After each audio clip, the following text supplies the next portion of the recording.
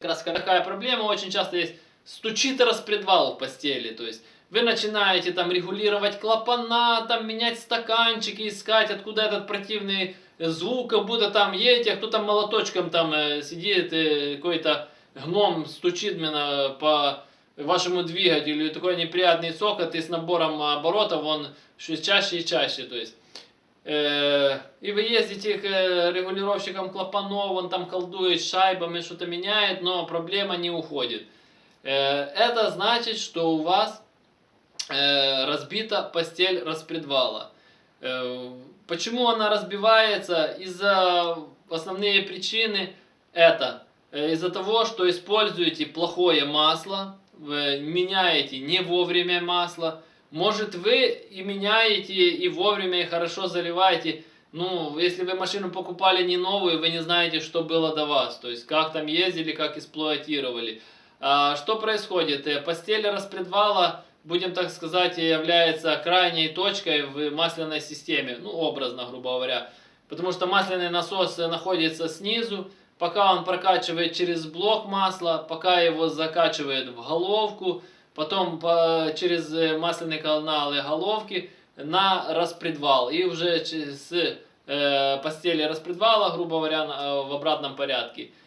И очень часто вы видите, вроде давление масла у вас нормально. И еще такая распространенная проблема тоже убивается после распредвала, когда у вас, допустим, масляный насос устает. Или, допустим, у вас двигатель уже там, вкладыши были подуставшие, вы ездили, и вы себе сделали капиталку, там шлифанули коленвал, вы шлифанули поставили новые вкладыши, все, сделали капиталочку, а про голову, что вы не подумали, что не только вкладыши изнашиваются, но и постель в распредвале, которая, грубо говоря, там нет никаких вкладышей, там просто тупо алюминий, об который трется стальной распредвал, и, соответственно, при этом он крайняя точка, и, соответственно, давление до него доходит в последнюю очередь. И то, что вы, во-первых, видите, датчик находится чуть, будем так говорить, тоже он в головке, но все равно еще после него только идут уже масляные каналы, которые подают на распредвал.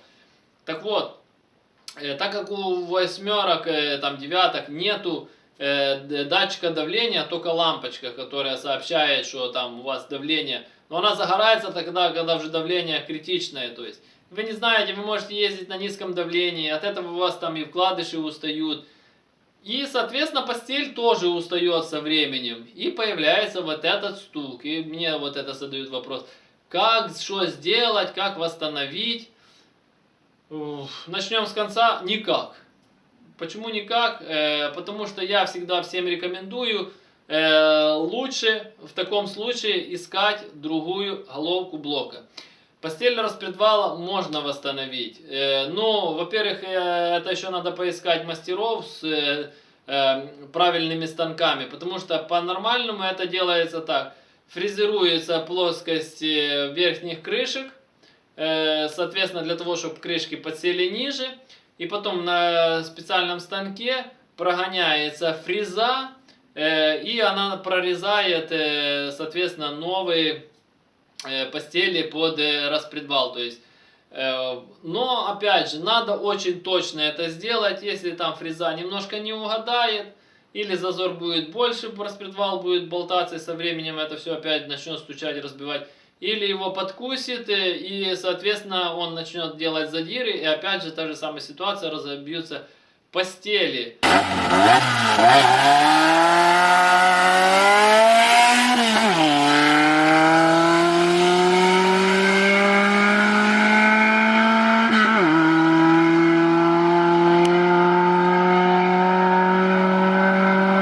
Многие там, так сказать, умники берут просто верхние крышки, там на наждачке, там на шлифовальном камне, сточил и типа прижал распредвал, и типа я решил эту проблему.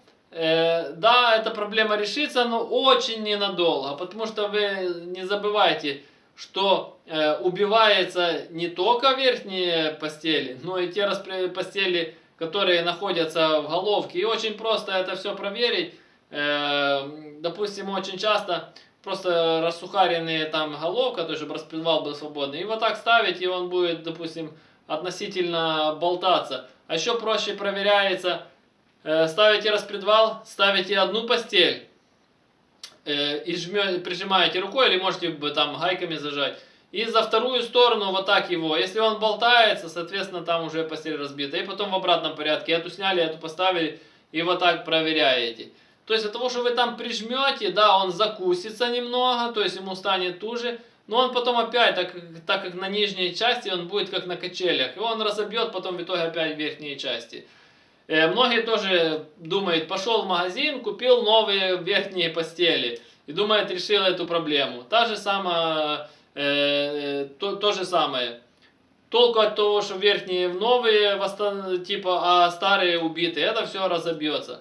Поэтому я рекомендую, если у вас разбита постель, просто ищите другую хорошую живую головку блока с живой постелью. Ну а для того, чтобы таких проблем не возникало, просто не допускайте до того, чтобы постель убивалась. Потому что, я же говорю, причины это все те же.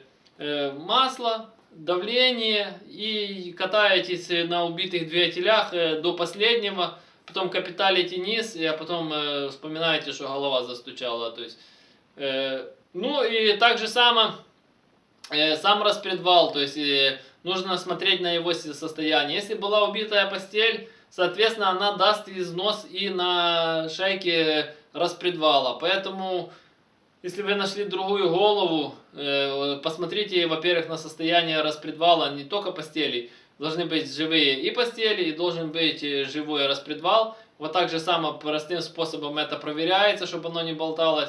И тогда будет все четко работать. Большой люфт должен быть, потому что там должен быть тепловой зазор. А я напоминаю, что я занимаюсь доработкой головок блока и карбюраторов. Каждый из вас может прислать свою головку блока или карбюратор на доработку. Давайте по порядку покажу. Вот у нас головка 21083, уже расточенная. Коллектор, сейчас я все по отдельно расскажу. И карбюратор Solixport 2528, как раз под газ с фресками.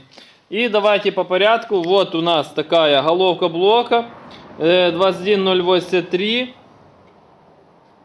Расточенные у нас каналы. Впускные каналы у нас по 31 мм. Выпускные у нас по 29 мм. По всей длине.